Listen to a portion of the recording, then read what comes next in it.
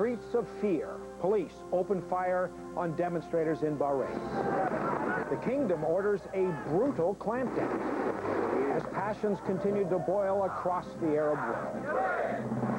Harvesting a new generation of drinkers. We're selling more wine today than we've ever sold. More and more Canadians are raising a glass of the grape and auctioning a little for a whole lot. This dress will probably always create a smile. The tiny dress that sparked a loyal romance. The prince was very interested in her that night.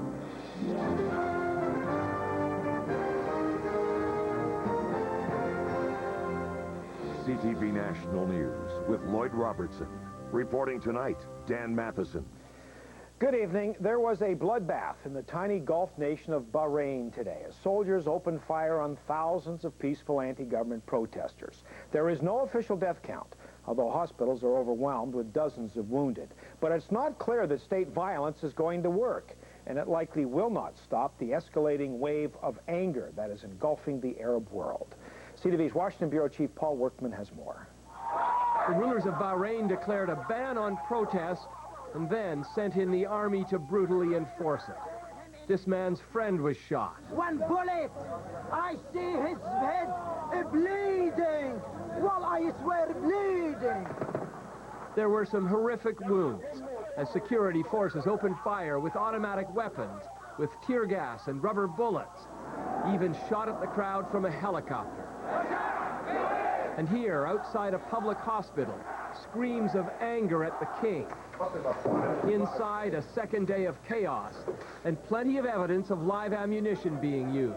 Has many fractures, at least 2 serious thigh fractures with a penetrating wound, a massive penetrating wound. And were the protesters marching peacefully? Yes, they are very peacefully. We spoke with the head of the Youth Human Rights Society, who played us an audio tape of the gunfire. Listen how they use a bullet.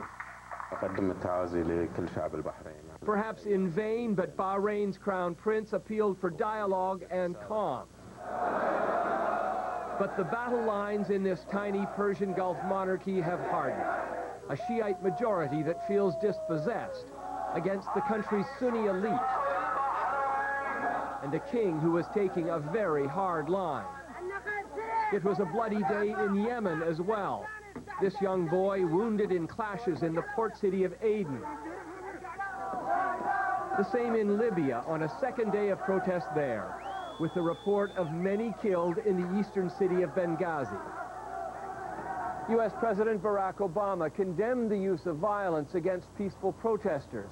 He even mentioned Yemen, Libya, and Bahrain by name, but as we've seen before, Obama's influence is limited, or his advice simply gets ignored.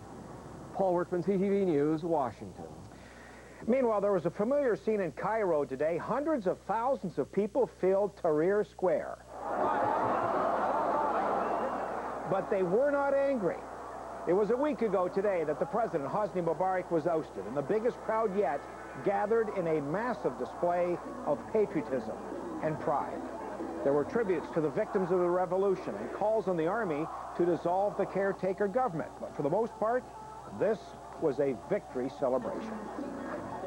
In Ottawa today, the Prime Minister and the leader of the NDP had a sit-down meeting, their first face-to-face since all this election speculation started early in the new year. They met for about 40 minutes. CTV's chief political correspondent Craig Oliver is here tonight to tell us what they talked about. Good evening, Craig. Hi, Dan. Jack Layton, Stephen Harper, was it all about the budget?